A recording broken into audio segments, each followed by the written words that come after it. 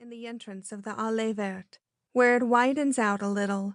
The moss makes a beautiful soft carpet, and the big trees give perfect shade.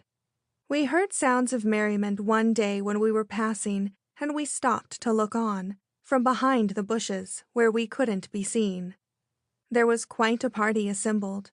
The fiddler was playing some sort of country dance, and all the company, except the very old people, were dancing and singing, some of the men indulging in the most wonderful steps and capers. The children were playing and running under the trees. One stout man was asleep, stretched out full length on the side of the road.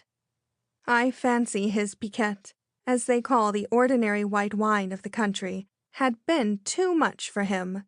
The bride and groom were strolling about a little apart from the others, quite happy and lover-like, his arm around her waist, she blushing and giggling. The gendarme passed also very regularly.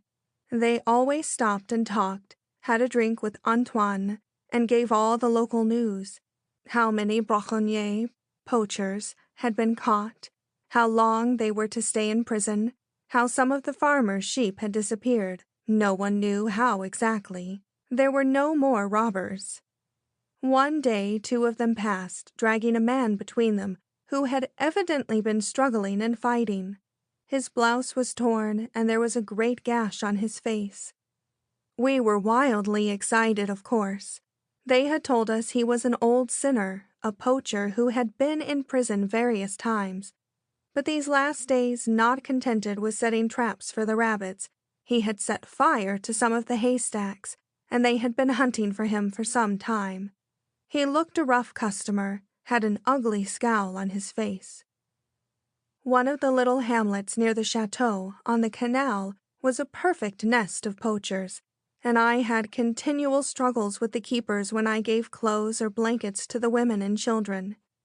They said some of the women were as bad as the men, and that I ought not to encourage them to come up to the house and beg for food and clothing, that they sold all the little jackets and petticoats we gave them to the canal hands, also a bad lot, for brandy. I believe it was true in some cases, but in the middle of winter, with snow on the ground, we were hardly warm in the house with big fires everywhere. I couldn't send away women with 4 or 5 children, all insufficiently clothed and fed. Most of them in cotton frocks with an old worn knit shawl around their shoulders, legs and arms bare and chapped, half frozen. Some of them lived in the caverns or great holes in the rocks, really like beasts. On the road to La Ferté there was a big hole, there is no other word for it, in the bank where a whole family lived.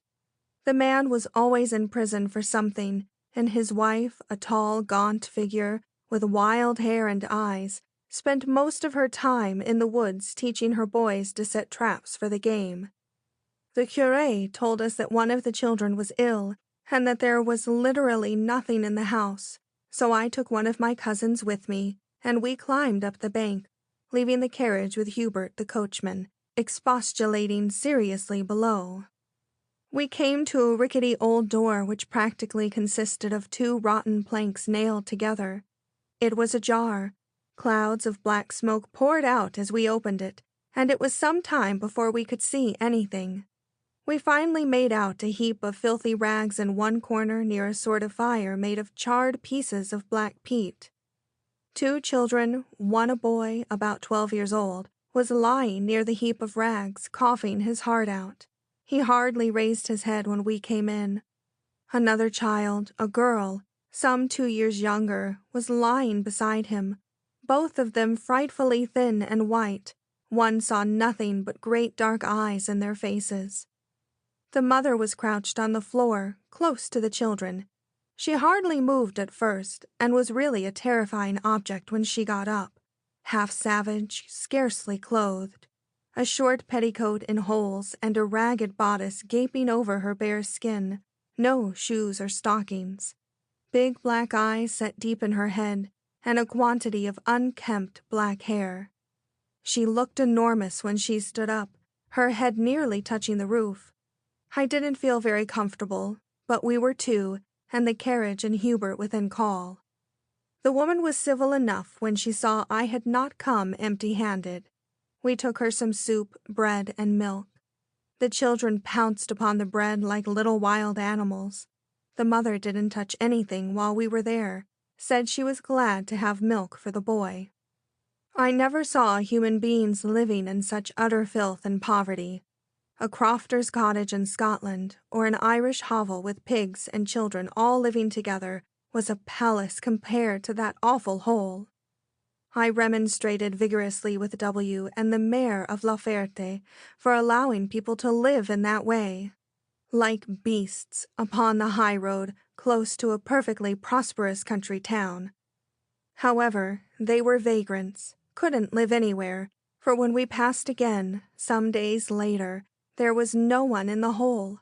The door had fallen down, there was no smoke coming out, and the neighbors told us the family had suddenly disappeared.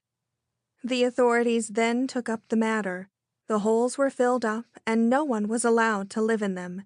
It really was too awful, like the dwellers in caves of primeval days. We didn't have many visits at the chateau, though we were so near Paris, only about an hour and a half by the express. But the old people had got accustomed to their quiet life, and visitors would have worried them. Sometimes a Protestant pasteur would come down for 2 days.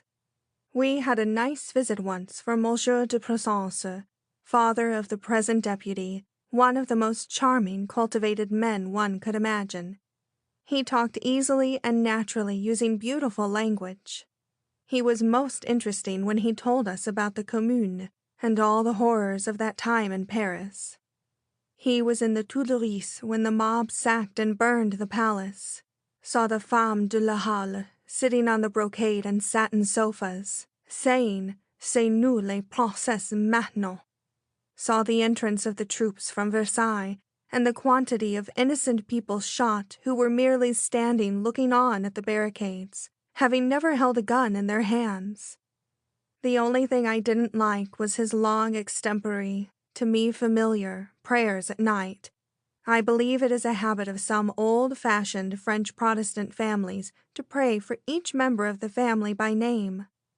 I thought it was bad enough when he prayed for the new ménage, just beginning their married life, that was us, that they might be spiritually guided to do their best for each other and their respective families. But when he proceeded to name some others of the family who had strayed a little from the straight and narrow path, hoping they would be brought to see by divine grace the error of their ways, I was horrified and could hardly refrain from expressing my opinion to the old people. However, I was learning prudence, and when my opinion and judgment were diametrically opposed to those of my new family, which happened often, I kept them to myself. Sunday was strictly kept. There was no Protestant church anywhere near.